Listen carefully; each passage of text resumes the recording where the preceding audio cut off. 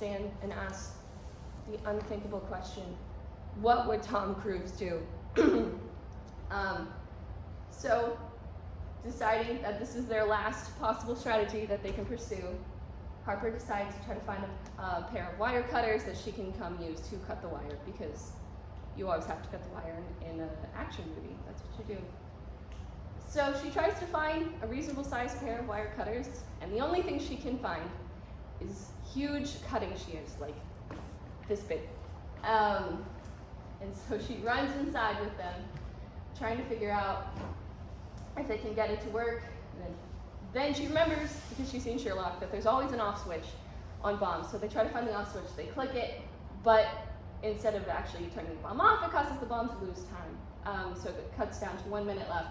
So at the very last second, they try to clamp the wire shut, and they succeed, and they cut the wires, and they turn off the bomb, and then suddenly the guard bursts in and reveals herself to actually be Agent Sky, the agent overseeing the mission, that this in fact has actually all been a test run that the CIA runs to see if agents are qualified to be agents or not.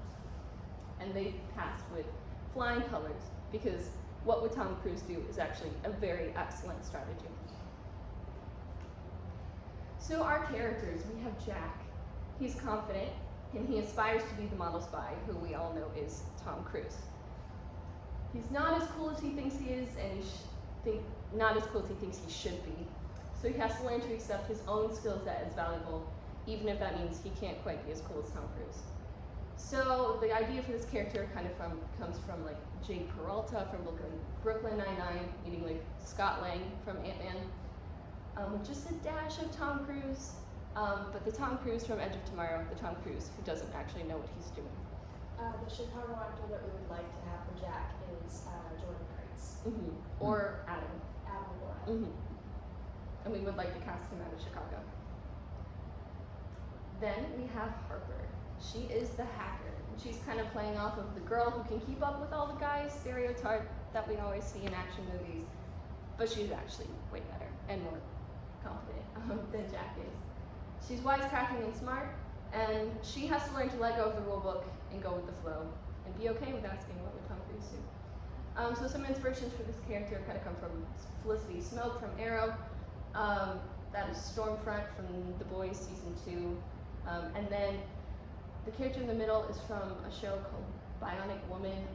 That's more so the look of the character. I haven't actually seen that show, but the other two are more the personality, and Bionic Woman is more of the style. And then we have Agent Sky, and yes, she's named after the character in Agents of S.H.I.E.L.D. But so she originally seems to be a security guard, and later she reveals she's actually in charge of the whole operation. She's the coolest person you've ever met, and she is the model spy. Suit, tie, glasses, all of it. She is the whole 9 yards. And so some inspirations for this character come from Tessa Thompson's character in Men in Black International, if you've seen that, or Agent Sky from Agents of S.H.I.E.L.D., who is where I got the name.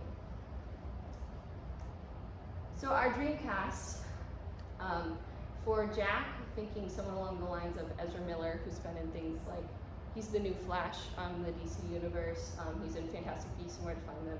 He's a really diverse actor, he's been in a lot of stuff. And Joe Keery from Stranger Things. So, sort of that, a little bit overconfident, cool, slightly jock, but not too much. What? Boyish charm. Yes, boyish charm. Very goofy, someone with that, with Andy Samberg's charm as well.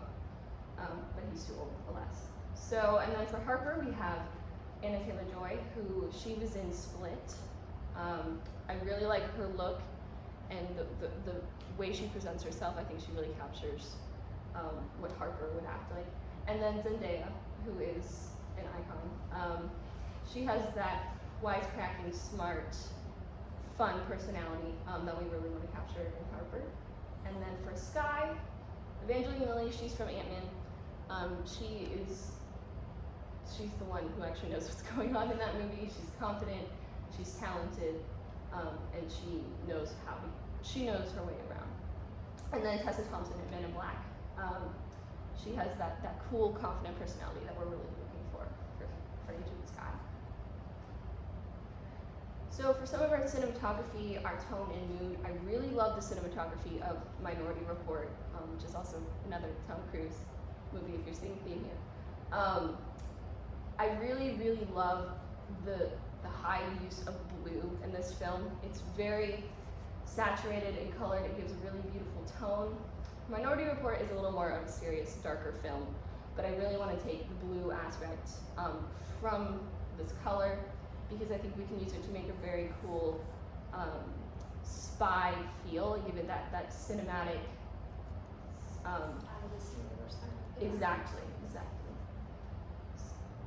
And then the other place we got a lot of our inspiration for color is the Mission Impossible movies. So the blues come in the beginning, and then as soon as they enter the room, we're looking into more reds and yellow cinematography. So yellow in the room as they step in, and then we're bringing in some reds in our color as soon as we bring the bomb into the film. So it's like everything's cool and competent with our blues, and then we come in and we're bringing the chaos with the red and yellow.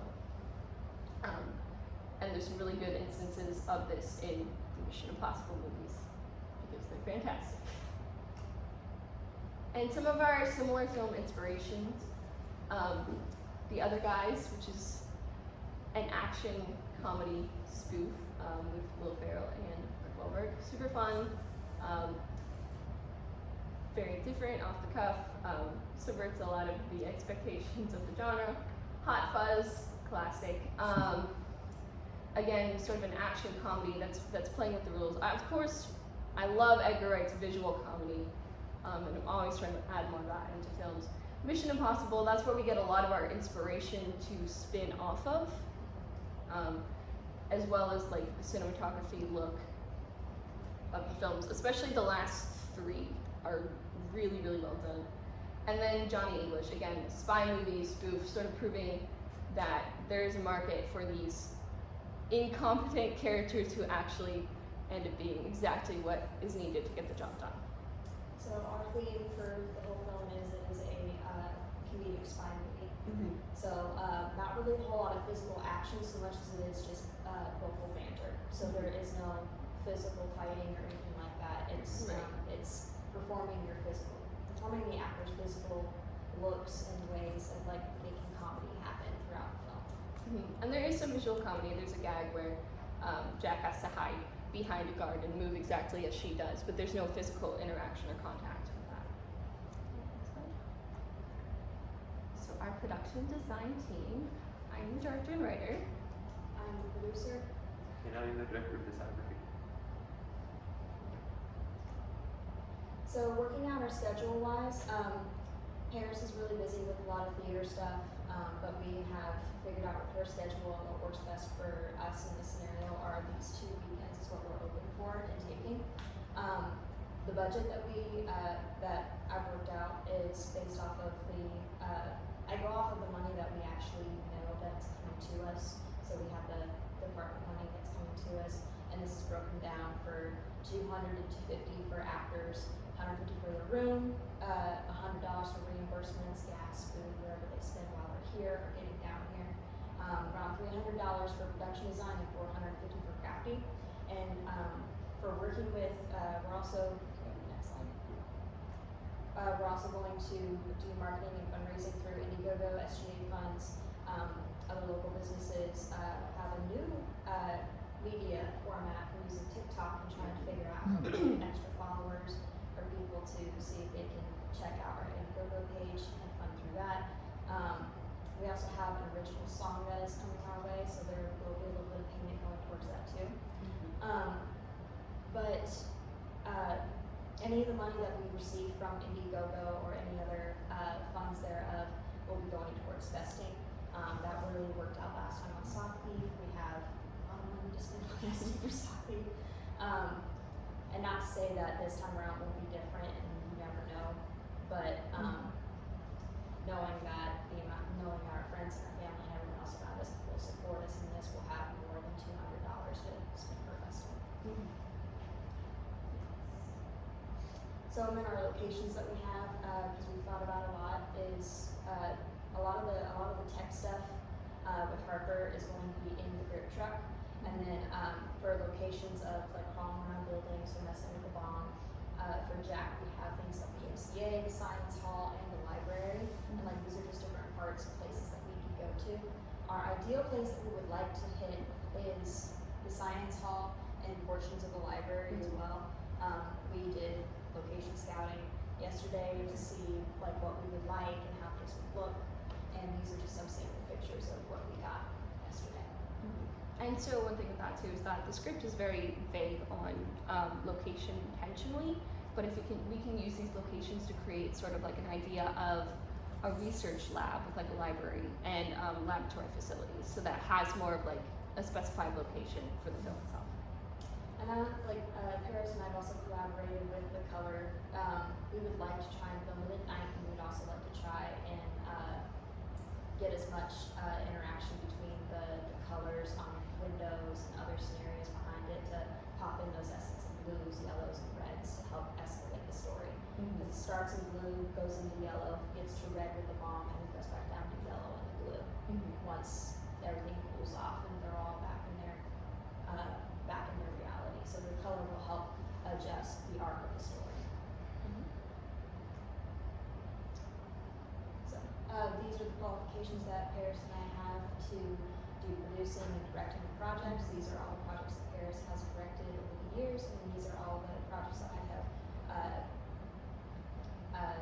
directed or produced as well. One thing too, I think I do, I'm sure you know this, but I do a combination of theater and film. And so I think that just, I don't know, being on the acting side and the directing side, I think allows me to be able to bring more to the directing side.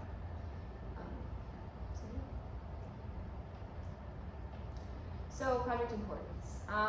2020 has been a year, everybody.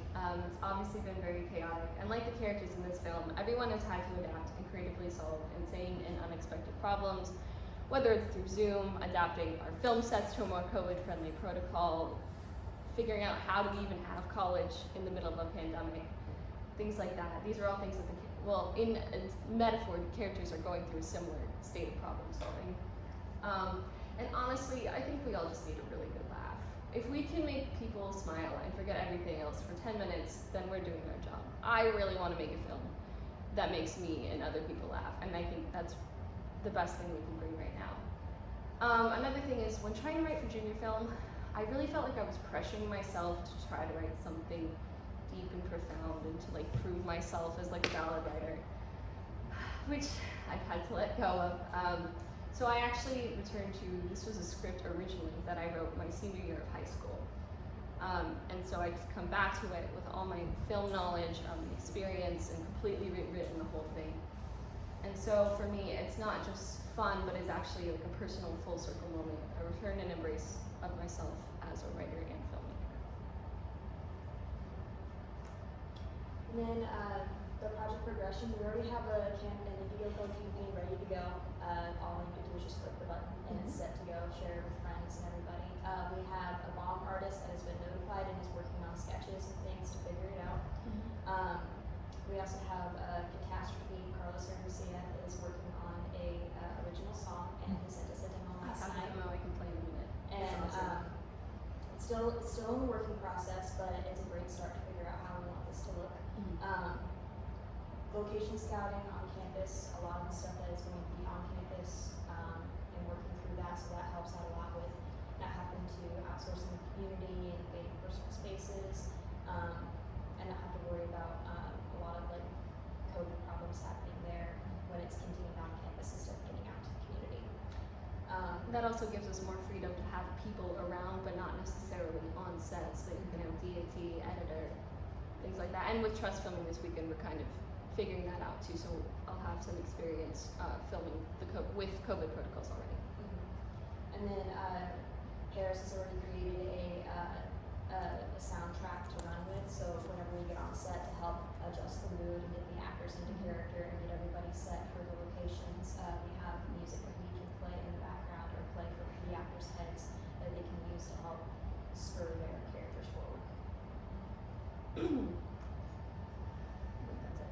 Any questions? I also have the demo if you guys would like to hear a little bit of it. I don't think we have time to listen to Okay, the demo, I'll send it to honestly. you guys. But I want to hear it later. Yeah, for sure. to the If you could upload it to OneDrive or something. Yeah. OneDrive folder, yeah. I'm a little concerned about, like, I trust Jonathan, but I mean, you gotta sell me right now. How are you gonna do this? So I know I haven't This done is a whole huge. lot You here. do have a good last name I to do. go with DP, With but Roger Deakins, you know. Is yeah. So I know I haven't done a lot here necessarily, but I have been doing a lot of experimenting. I would love to edit, but I want to really try something new. And I've done a lot of directing or photography on personal projects on myself, Mhm. whether it be some shorts I did back at Rock Valley.